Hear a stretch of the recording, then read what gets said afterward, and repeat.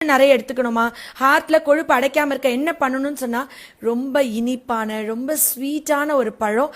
ஆனா நம்மளுடைய கொலஸ்ட்ராலை குறைச்சி ஹார்ட் அட்டாக் வராம தடுக்குது. இந்த சீசன்ல இளநீ நொங்கு சாப்பிடுறது எவ்வளவு முக்கியமோ அதே அளவுக்கு முக்கியம் நீங்க இந்த பலாப்பழம் சாப்பிடுறது.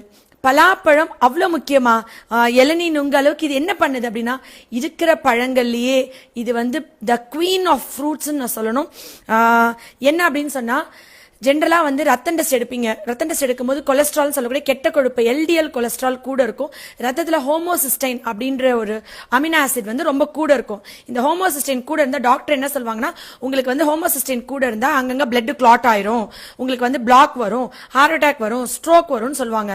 இந்த ரத்தத்துல உள்ள ஹோமோசிஸ்டைன் ஏன் கூடுதுன்னா, விட்டமின் B6 B12 ஃபோலேட் இந்த 3 சத்துக்கும் குறைபாடு இருக்கிறனால தான். இந்த ஹோமோசிஸ்டைன் ரத்தத்துல குறைக்கக்கூடிய ஒரே